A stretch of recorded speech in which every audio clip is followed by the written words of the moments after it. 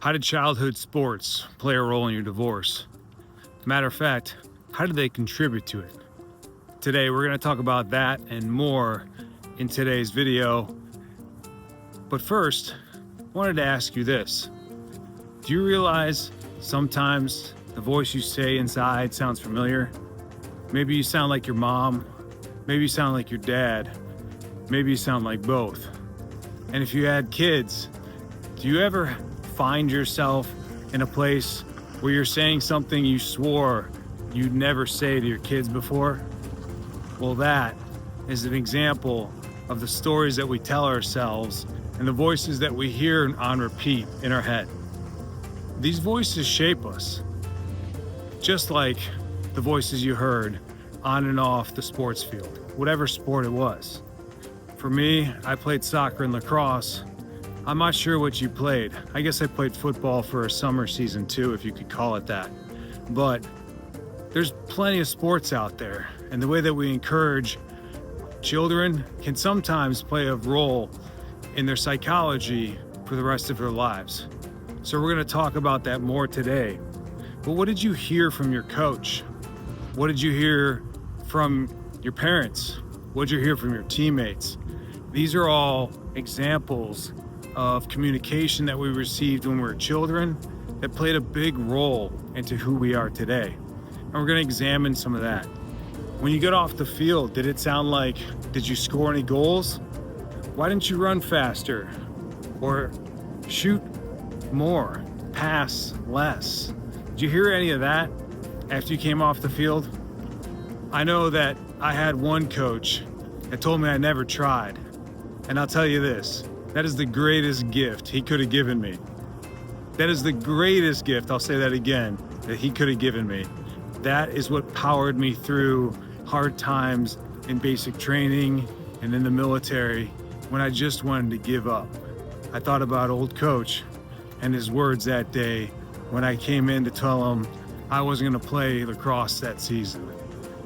So, words can both be positive, powerful. In my example, having the motivation to get through challenging times in the military, or they can be detrimental and they can kind of shape your world for a long time to come, such as impacting the way you have a relationship. And so that voice in your head that you hear when you're having a relationship can really come from those first initial feelings of not being enough, not performing well enough, not running well enough, not shooting strong enough. So ask yourself, do you remember any of those examples, any of those times in your life when you were playing sports where you didn't do as good as you thought you could or wanted to, and then you heard about it off the field? How did that impact you? How did that play a role in your psyche up until this day? So I can speak for myself here, but some of those words were less than encouraging, and that lack of encouragement put me in a place of not thinking I was always enough. Whereas maybe you were encouraged in positive ways. Maybe you were told, excellent effort, great work out there. You know, it's not about scoring the goals, whatever it may be. Not all of us were. And if you're in divorce, you probably didn't have those positive reinforcements in your life as much as you needed. You may have been there. I'm not trying to take away from your parents' role or your role in this. I'm just saying maybe it wasn't as much as you needed, right? Maybe it wasn't the voice that you really heard. And sometimes it can just be once, and that's enough to leave a lasting impact on you that will last a lifetime.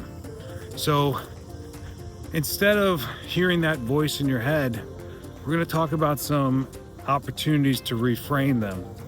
Instead of why didn't you score that goal or run faster, we should talk about what can I learn from this, right? And so the example would be maybe that played a role in your divorce, and right now you're saying, why didn't I love her more?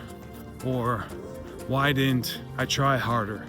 Or why didn't I hear her bids for connection where now I see them and wish I did? Well, let's reframe that. Let's turn it into an opportunity to learn. And instead of why didn't I love her more or hear her, what can I learn from this? That's a better start. See, we can't do anything to change that past, but what we can do is try to learn from it. And if we're learning from it, then it's not a pure loss. It's actually an opportunity, a positive example for what life can give us. If we can actually learn from divorce, rather than taking it as a hit and chalking it up as an L or a loss, it can be a lot of positive things that come from this. Overall, you're right, it's challenging, it's hard, but we can't change that now.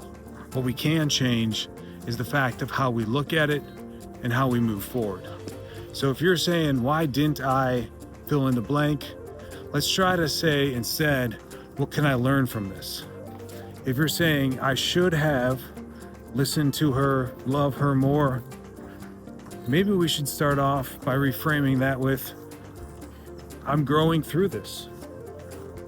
I'm learning that next time in the next relationship, because there's going to be another one, that I need to love the person I'm in more. I need to be more attentive. I need to spend more time. I need to make sure date nights happen once a month, once a week, whatever it may be. Like, if we learn from this lesson, we are going to be in a place of positive, again, from growth rather than from lack and scarcity. And if we look at it in that way, we can recover, we can rebuild, we can move forward in a positive light. If you're also saying, I failed again, I'm not good enough, something like that, let's try to reframe that into, this is one chapter, not my whole story. You know, it can feel like when you're in your 30s, 40s, and 50s, and you're in divorce, that this is the rest of your life. There's no recovering, that there's no getting over this. And I can tell you, that's further from the case and example than you can imagine. There is plenty of life left. There is plenty of love left. There's great opportunities that lie ahead. We just got to see that as this is a moment in time right now. This is a brief glimpse into the big picture of what your life is and will be.